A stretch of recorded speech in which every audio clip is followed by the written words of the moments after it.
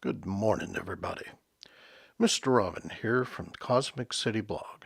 This is the second in our almost daily blogcast targeted for those of you who are too lazy to read the blog posts.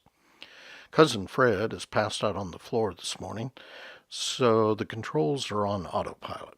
We're sliding into Wednesday hereabouts. Just did a quick overview of the primary election results locally, statewide, and nationally.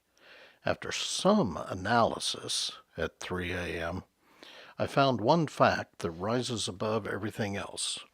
If you're an incumbent, Republican or Democrat, you may be in trouble when it comes to the midterms in November. Cousin Fred is face down snoring on the floor. He's a political junkie, and while I slept a bit, he was making notes for me that not even the best Egyptologist could interpret. Fortunately, I receive news feeds overnight from various services, so I can keep up with what's going on. I'll let Cousin Fred sleep for now. He's currently face down in a half-eaten bowl of Cheetos, the orange dust gathered around his nose as though he were snorting the stuff. And speaking of Cheetos snorting types covered in orange dust, I see that the Trump is taking his victory laps around the internet, taking credit for the primary wins for 3 candidates he endorsed in a huge manner. One of those is Mitt Romney. Remember him? Which seems a bit odd given that Romney seems to be doing his best to hold the Trump at arm's length. Oh, and the Trump tweeted that the Democrats are in turmoil following the loss of a longtime Democratic incumbent and rabid Trump critic in New York by the name of Joe Crowley, who lost to an underfunded opponent. The Trump publicly humiliated Crowley, saying that he should have been nicer and more respectful to his president. So both parties saw victories. But now, moving forward, the electric Kool-Aid acid test here is whether each party can present a unified front in November. The Trump's crowing overnight about what a political genius he is may crumble if the Dems can find a way to unite the factions within its own party and present a formidable front against the GOP and the Trump. But things aren't any rosier on the Republican side. One thing that came out of the primaries is that GOP candidates who criticize the Trump or oppose the daily nonsense issued forth from the White House don't necessarily incur the kiss of death from the Republican establishment. Here in the great and somewhat oppressive state of Oklahoma, things are beginning to look up. The sitting Lieutenant Governor, Todd Lamb, is toast.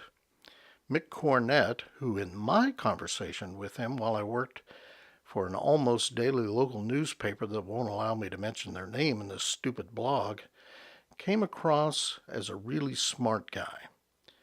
Trust me, this state could use a lot of that. He won overall last night, but not by enough. He'll have to face a runoff in August against Kevin Stitt. Lamb going down is yet another example of the old guard being unseated. But maybe we should have seen it coming. Lamb never really came off as a very smart guy. During that horrific and tragic 2013 Moore tornado, the one where Hans Morgan, Hollywood weather guesser, told everyone to get in their cars and drive south to avoid the storm. Instead, he sent them directly into its path. Lamb rushed in front of the media to announce that children at an elementary school that were sheltered in a basement of that school had drowned in the shelter. He then had to rush back in front of the media to tell them it wasn't true.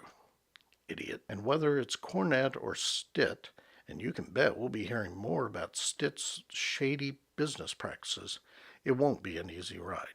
The Dems will be offering Drew Edmondson, a guy who is pretty centrist for a Democrat and is highly regarded in the state. Hang on, folks. It's a long ride to November. There are a lot of races that were so close, the runoffs in August will be just a continuation of the primaries. I can't wait. More evenings of non-stop political ads.